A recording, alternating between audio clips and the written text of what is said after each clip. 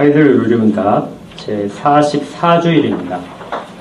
제44주일이 3개의 문답으로 되어 있는데요. 그 중에 첫 번째 문답 113문만 오늘 살펴보고 있습니다.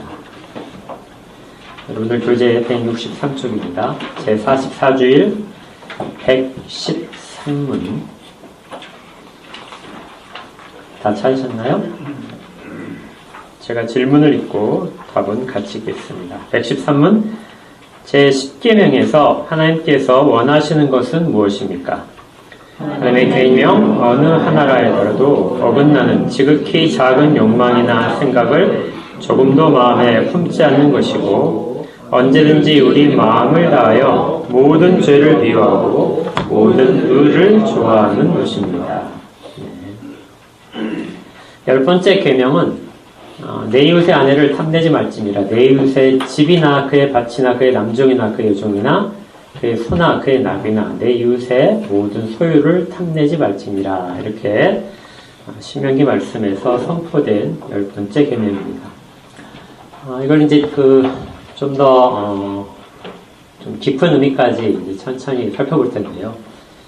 먼저 저희가 10계명을 처음 들어갈 때 했던 그 부분이 있었죠.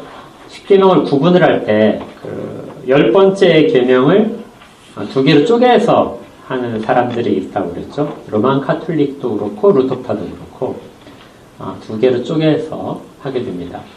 이유는 앞에 있는 1계명과 2계명을 하나로 합쳤기 때문에 10개가 맞지 않으니까 10번째 계명을 줄인 것이죠. 그래서 내 이웃의 아내를 탐내지 말라 이것을 한 계명으로 빼고 그 다음에 내 이웃의 집을 탐내지 말라 그 속에 이제 다른 밭이나 종 이렇게까지 다 포함시킨 거 2가지로 이렇게 나누어서 부르는 경향이 있습니다. 장단점이 좀 있어요. 물론 이제 성경적인 것은 10번째 계명을 하나로 묶어서 하는 건데요. 이걸 구분을 하게 되면 장점이 뚜렷이 보이는 게 있습니다. 이게 뭐냐면 10번째 계명을 통째로 이렇게 하나로 묶어서 하게 되면 같은 조항에 들어가기 때문에 똑같이 생각할 수 있어요. 아내와 내 이웃의 아내와 다른 소유물을 같이 보는 그런 우려가 생길 수 있겠죠. 그래서 구분을 해서 아내가 훨씬 더 소중하죠. 그래서 아내 이렇게 놓고 그 다음에 다른 소유물. 그래서 구약 시대에는 아내에 대한 그 죄는 사형에 해당하죠. 그리고 소유물에 해당하는 것은 변상으로 됩니다. 그래서 죄의 경중을 따지기 위해서 구분을 하게 되면 그건 좀 의미가 있어요.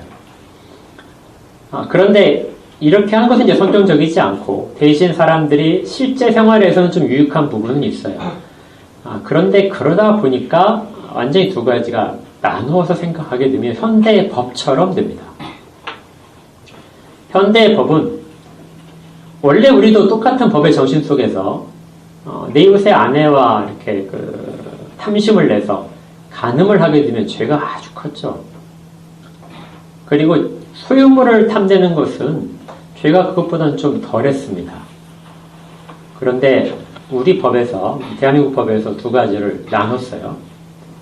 나눠서 간통에 대한 법을 형법에서 폐지를 했습니다.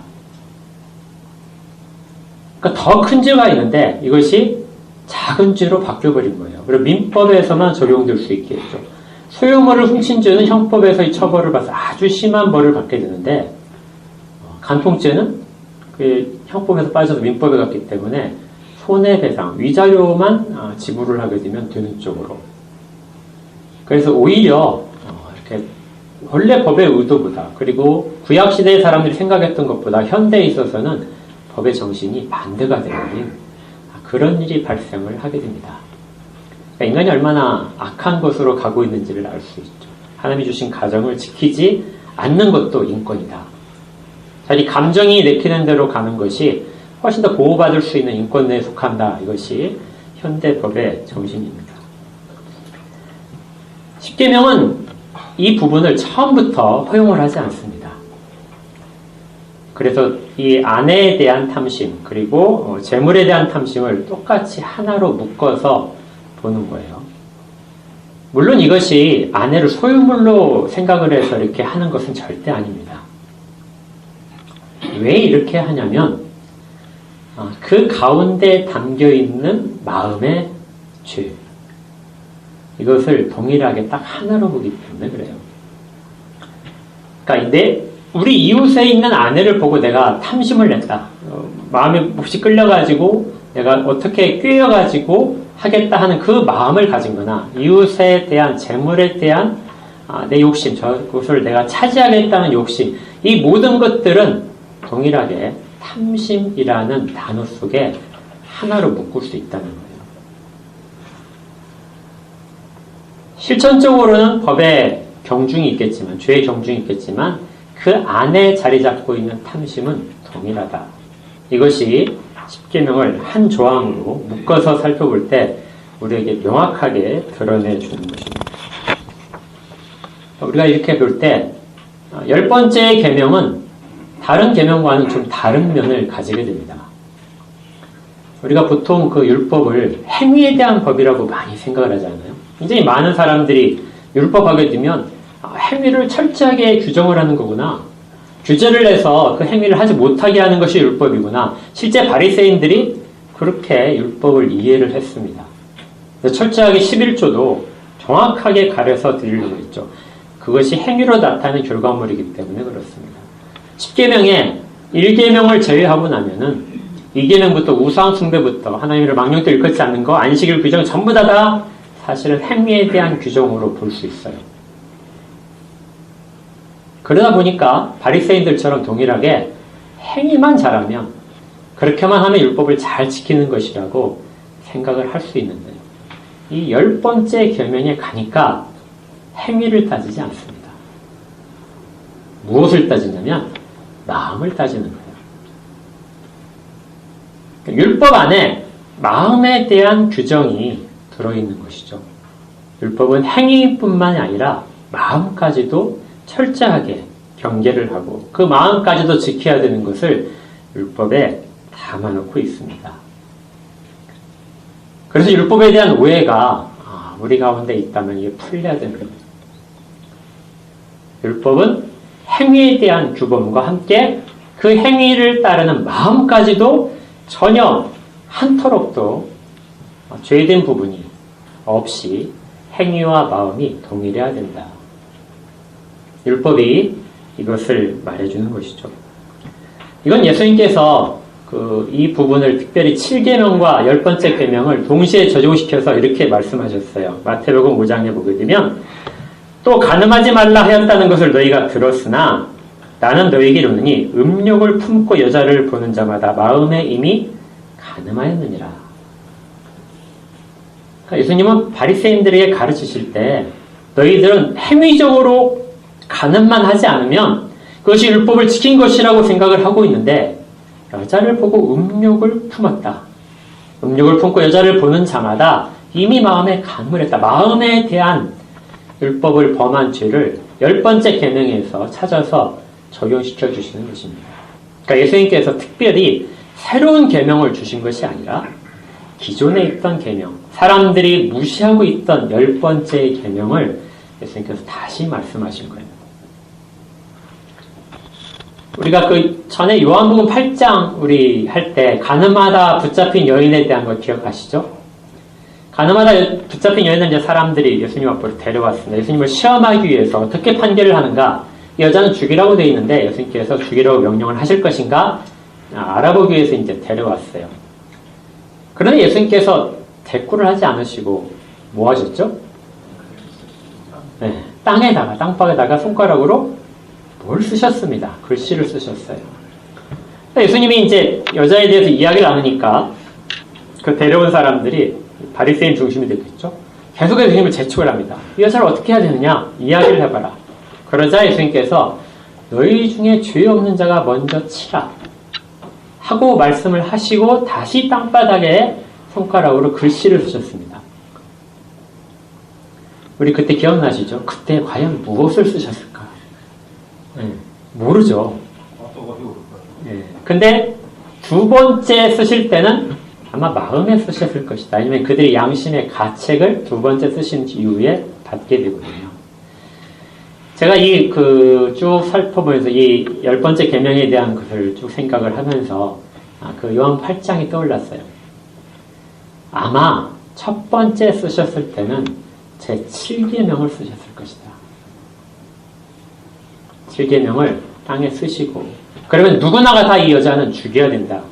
이렇게 율법에 대해서 판단을 더 확고하게 하게 만드셨습니다. 분명히 그건 죄거든요. 그런데 사람들에게 너희 중에 죄 없는 자가 먼저 치라 하시고 그 다음에 땅바닥에 썼을 때는 10번째 계명을 쓰신 것 같아요. 내 이웃의 아내를 탐내지 말아라. 너희들 마음속에 너희들이 그런 마음을 가진 적이 있다면 동일하게 간음을 한 것이다. 그리고 그것을 쓰심으로 말미암아 사람들 마음속의 양심에 가책을 일으킨 것이죠. 행위적으로 발생한 범죄, 죄뿐만이 아니라 마음속에 있었던 것까지도 예수님은 같이 보신 겁니다. 물론 제가 해석한 거예요. 근데 아마 타당한 것 같아요. 그렇게 해서 예수님은 그 모든 것들을 사람들에게 적용시키자 사람들이 모두 다 한 사람씩 한 사람씩 떠나가게 됩니다. 마음의 죄를 짓지 않은 자 아무도 없다는 것이죠. 마음의 탐심을 가져보지 않은 자 아무도 없습니다. 그것을 행위로 옮긴 자와 행위로 옮기지 않은 자의 차이뿐이지 율법을 어긴 것에 있어서는 7계명을 어기지 않았다, 행위로는 어기지 않았다고 이야기하지만 10번째 계명은 모두가 다 어긴 것이죠. 행위와 마음을 모두 다 지켜야 되는 것, 이것이 하나님께서 자기 백성들에게 주신 계명의 원래적인 뜻입니다. 탐심은 율법 전체를 대표하는 것이기도 해요. 아까 읽었던 로마서 7장 7절에 보게 되면 이렇게 돼 있었어요. 우리가 무슨 말을 하리요? 율법이 죄냐? 그럴 수 없느니라. 율법으로 말미암지 않고는 내가 죄를 알지 못했을 것이다. 이때 사도 바울께서 내가 죄를 알지 못하고 있다가 율법을 보면서 내가 죄를 알았다고 하는 것은 그 뒤에 무엇이 나오냐면 곧 율법이 탐내지 말라 하지 아니하였더라면 내가 탐심을 알지 못했을 것이다. 내가 율법에 있어서 율법을 어겼다는 것을 내가 몰랐을 것이다. 바울 사도께서도 마음에 짓는 죄를 율법을 어기는 것이라고 율법이 내게 알려주지 않았다면 나도 동일하게 다른 사람들처럼 행위만 가지고 나는 의인이다, 나는 죄인이 아니라고 말을 했을 것이라는 겁니다. 그런데 율법의 정신은 탐심에 대한 지적이다. 그것까지도 율법이 제어를 한다고 말을 하는 것이죠. 그리고 이제 그 탐심을 가지고 어디에 연결을 하냐면 여기에 10계명에 이제 가장 뚜렷한 특징이 있고 정신이 있는데요. 골로새 3장 5절에 이렇게 되어 있습니다. 그러므로 땅에 있는 지체를 죽이라 곧 음란과 부정과 사욕과 악한 정욕과 탐심이니 탐심은 우상 숭배니라. 이 부분 에베소서 5장 5절에서도 동일하게 나와요. 탐내는 것은 우상 숭배다 하고 거듭 에베소서에서도 밝히고 있습니다. 그러니까 10번째 계명이 드러낸 것은 마음의 탐심을 가지게 되면 그것은 죄를 범하는 것이다. 행위와 동일한 죄를 범하는 것이라고 규정을 하면서 동시에 그것을 무엇으로 가져가냐면 그렇게 탐심을 가지는 것은 우상 숭배를 하는 것이다. 이렇게 되는 것이죠. 그렇다면 2계명부터 9계명까지가 다 행위라고 우리가 생각을 하잖아요.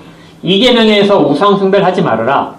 이렇게 명령을 하셨는데 그 명령이 뜻이 무엇인가? 어디까지 지켜야 되는가? 우상 가운데는 내 마음속에 있는 탐심이 바로 우상이라는 것을 말씀을 하는 겁니다. 사람들은 집에 부적을 붙여놓고 집에 불상 갖다 놓고 어디 가서 뭐 정한수 떠놓고 이렇게 해서 하는 그런 것만 우상 숭배라고 생각을 하는데요. 율법은 그게 아니라는 거죠. 율법은 그렇게 하는 행위적인 것만 뿐만이 아니라 네 마음에 하나님 외에 무엇인가를 의지하는 것이 있다면 그것이 바로 탐심에서 나온 것이고 그 탐심은 곧바로 우상숭배와 같다는 것입니다. 율법이 이것을 지적하고 있다는 것을 사도께서 예수님의 말씀 속에서 잘 기억을 하고 그것을 풀어서 교회들에게 전달을 해줬습니다. 우리가 그래서 율법을 볼 때 율법은 우리를 제약하는 것이 아니고요. 우리의 마음이 어떤 방향으로 향해야 되는가를 알려주는 방향 표지판이에요. 그래서 율법을 거부할 수가 없습니다. 율법이 그것을 알려주고 있는데 그것을 어떻게 우리가 거부를 하고 다른 어떤 것을 찾으려고 할까요? 복음과 율법은 충돌하지 않아요. 복음과 율법은 하나의 하나님과 하나님의 자녀 사이, 하나님과 하나님의 백성 사이에 맺어진 약속을 두 가지 측면에서 적용하는 거예요. 복음은 하나님 쪽에서 사람들에게, 자기 백성과 자기 자녀들에게 내가 이렇게 하겠다고 쭉 베풀어 주시는 겁니다. 오로지 혼자 하시는 것이 복음이에요. 그리고 그 복음을 다 받아들인 사람들이 하나님께서 원하시는 것이 이것이구나 하고 생활 속에서, 삶 속에서 실천할 수 있도록 가져는 규정이 율법이 되는 거죠. 근데 거기에는 하나님에 대한 행위뿐만이 아니라 하나님에 대한 마음도 들어있습니다. 탐심은 결과적으로 무엇을 가져오냐면 하나님께로 향한 마음을 다른 데로 가져가게 돼요. 그래서 예수님께서도 하나님과 재물을 겸하여 섬길 수 없느니라. 거기에 재물을 섬기는 것, 탐심입니다. 탐심이 하나님에 대한 마음을 빼앗아 간다는 것이죠.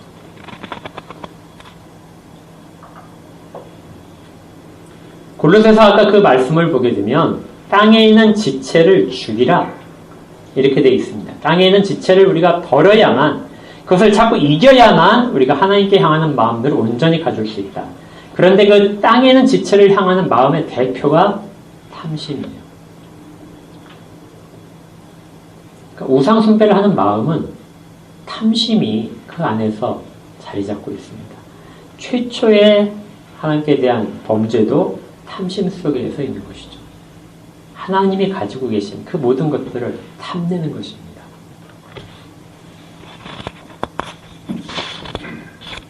이렇게 볼 때 십계명은 어떤 구조가 뚜렷하게 나타나냐면요.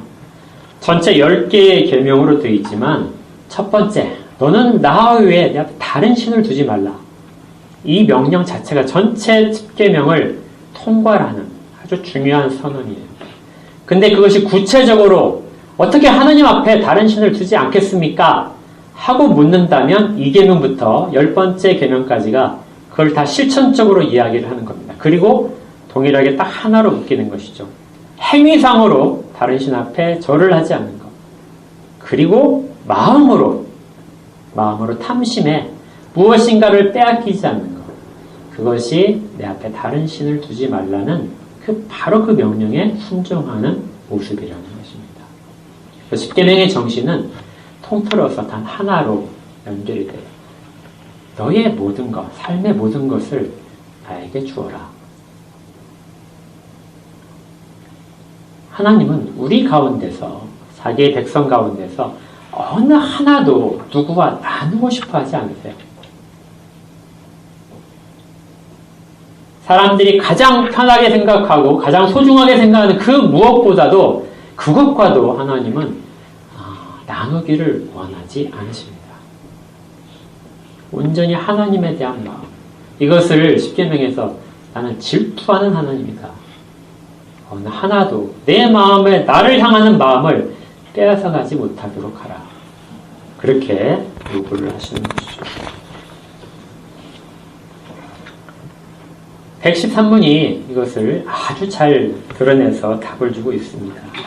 113문에서 제10번째 계명에서 하나님께서 원하시는 것은 무엇입니까? 하나님의 계명 어느 하나에라도, 그러니까 전체 계명을 다 얘기해요.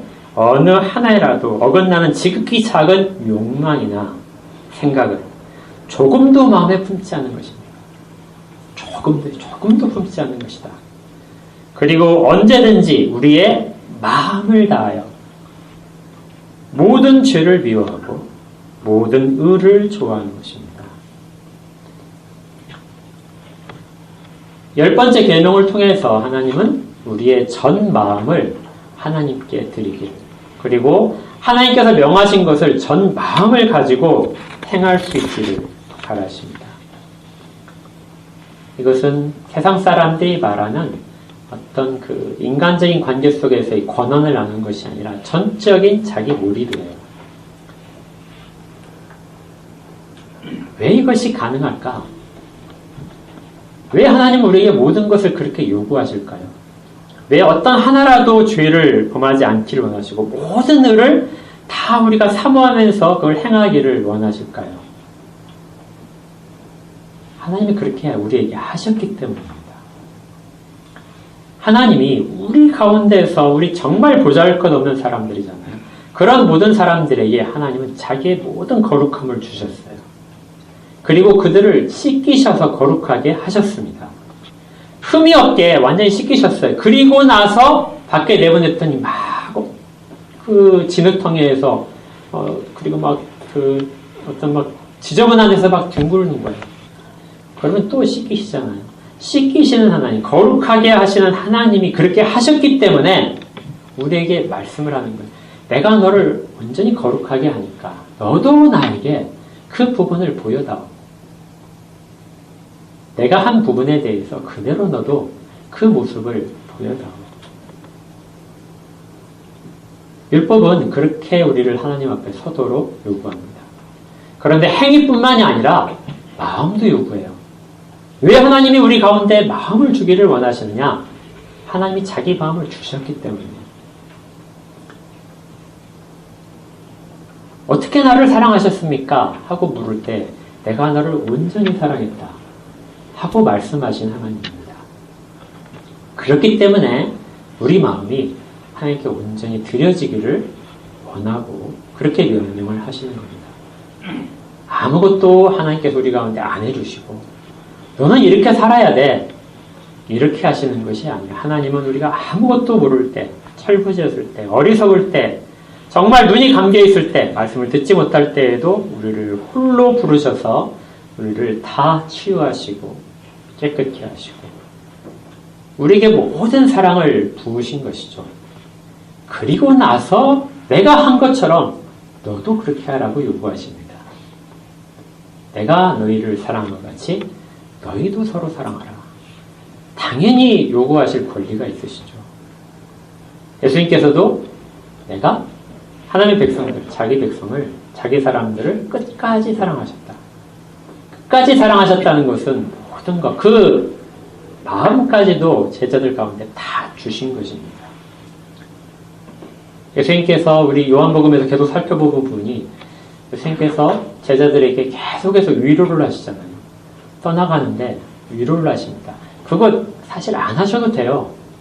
지금까지 많이 가르치셨고 나중에 성령님이 오시면은 다시 가르치실 거예요. 그렇지만 예수님께서는 그 전에 가르치십니다. 왜냐하면 너희로 알게 하기 위해서. 어떻게 그 일이 이루어졌는가를 알게 하기 위해서 계속해서 가르치시죠. 동일하게 이 계명도 그리고 예수 그리스도께서 다시 말씀하시는 내가 너희를 사는 것 같이 너희도 서로 사랑하라 하는 사랑과 계명을 지키는 것이 구약시 때부터 하나님과 하나님의 백성 사이에서의 늘 요구되는 대화 속에 있었던 것을 꼭 기억하시기 바랍니다. 우리에게 모든 것을 내어주셨습니다. 하나밖에 없는 날까지도 우리에게 주시면서 그 사랑을 표현하신 것이죠. 그렇다면 계명을 대했을 때 계명 속에서 행위뿐만이 아니라 마음까지도 하나님 앞에 순전하기를 원하시는 하나님의 마음을 읽어야 되죠. 그리고 온전히 율법을 지키려고 하게 됩니다. 율법을 지켜서 구원을 받는 건 절대 아니죠. 그러나 율법을 지키는 것은 하나님의 사랑을 깨달은 사람들이 지키는 거예요. 네가 나를 사랑한다면 내 계명을 지킬 것이다. 예수님께서 요한복음에서 반복해서 말씀하십니다. 그것이 하나님이 부어준 사랑을 깨닫는 방법이기 때문에 그래요. 행위는 이 마음과 늘 같아야 됩니다. 엇박자로 못나선 절대 안 돼요. 마음이 하나님을 향한다면 행위는 당연히 하나님을 향하게 되어 있습니다. 그런데 행위는 행하지만 하나님에 대한 마음이 가지 않는 경우가 아주 많아요. 우리 교회 표도 그렇고 합신 교단의 표가 뭐였죠? 바른 신학, 바른 교회, 바른 생활. 네, 세 가지죠. 바른 신학, 바른 교회, 바른 생활입니다. 이것이 종교개혁 이후에 개혁파에서, 개혁주의에서 언제나 성경에서의 가르침을 잘해서 표로 주장을 했던 거예요. 근데 이렇게 주장을 하다 보니까 약해진 부분이 한 군데가 있어요. 그것이 무엇이냐면 하나님에 대한 사랑의 표현들입니다. 하나님에 대한 사랑을 어떻게 할까? 철저하게 행위적인 부분, 지식적인 부분으로 하지 않고 하나님에 대한 마음을 어떻게 담아낼까? 이것은 누가 가르쳐줄 수 있는 부분이 아니죠. 그래서 정말 성경에서 바른 진리를 깨달은 사람들은 바른 신학적인 지식, 성경에 대한 내용을 가지고 그걸 체계를 잘 잡아준 지식, 신학을 가지고 있어야 되고 그 신학에 대한 지식과 함께 하나님에 대한 사랑의 열정이 요구된다는 것이죠. 그리고 그것이 삶으로 나가서 바른 생활로 연결이 되어야 된다. 그래서 공동체적으로 보게 되면 바른 신학, 바른 교회, 바른 생활이 되고 개인적으로 보게 되면 그 중에 바른 열정이 반드시 필요할 것이다. 그 열정에 대한 것을 우리가 귀를 기울여서 들을 필요가 있습니다. 왜냐하면 하나님은 늘 우리 가운데 너의 마음을 다오. 네가 와서 나한테 아무리 많은 제물을 드리고 제사를 드리고 네가 와서 예배 자리에 아무리 많이 앉아 있어도 무엇이 없다면요? 마음이 없다. 네 마음 가운데 순전히 나를 향하는 마음이 있지 않고 그 마음 가운데 한 부분은 다른 세상의 벗됨을 쫓아가 있다면 그건 하나님이 기뻐하시지 않는 것이다. 온전히 너의 마음을 다오. 이렇게 요구하신 하나님의 음성이 십계명 가운데 온전히 담아 있습니다. 십계명을 읽으실 때마다 그 메시지를 꼭 들으셔야 돼요. 너의 온전한 모든 것들을 나한테 주기 바란다.